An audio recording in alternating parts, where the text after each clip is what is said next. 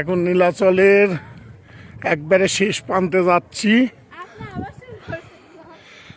কিন্তু নাবাটা তো দেখতেছি এই উঁচু, নামতেছি তো বেশ আরামেই। এখন ওঠার সময় কি হবি না আল্লাহ বাকি ভালো জানে।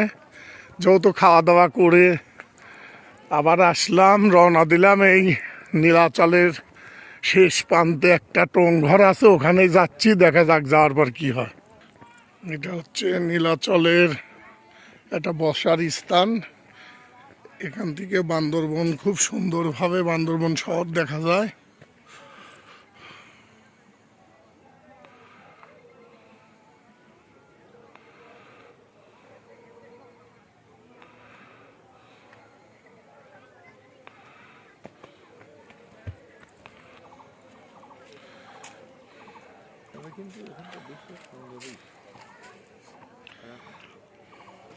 এটা এখান থেকে সব কিছুই দেখা যায়।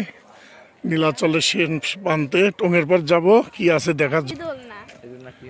এই দোলনাতে মানুষ চড়ে, এখানে চললে এইখানে মানুষ চলে আসে, আবার ওইখানে মানুষ চলে যায়। হ্যাঁ রিক্স আছে, এটা একটু বন্ধ বন্ধ রাখছে। পরে পরে মারাও এই যে দোলনাটা, এই দোলনাটা অনেক একটা রিক্সি, এখান থেকে অনেক দূর চলে যাইতে, কিন্তু বন্ধ রাখছে এই দোলনাটা। এই দোলনাটা রিক্সি দোলনা, এখানে দাঁড়ায় ধাক্কা মারলে অনেক দূর পর্যন্ত যায়। এটা নীলাচলে সেই দোলনা, কিন্তু বন্ধ আছে।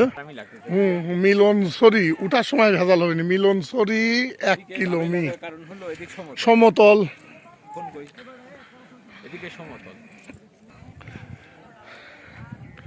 এটা নীলাচলের শেষ প্রান্তে টং।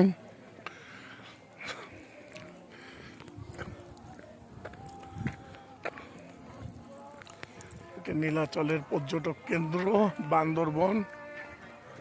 এখানে ঘুরতেছি,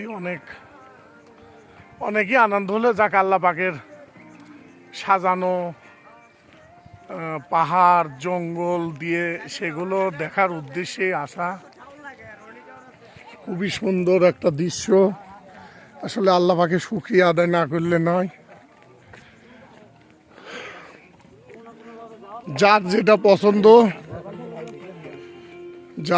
পছন্দ, কারোর পাহাড় পছন্দ, কারোর সমুদ্র পছন্দ, কারোর বন জঙ্গল পছন্দ, যে যার নিয়ে পছন্দ থাকে।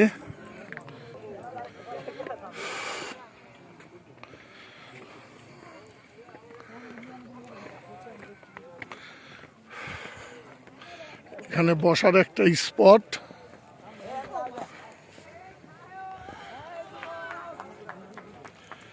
ও ফেন্টেন আরো সুন্দর লাগতেছে।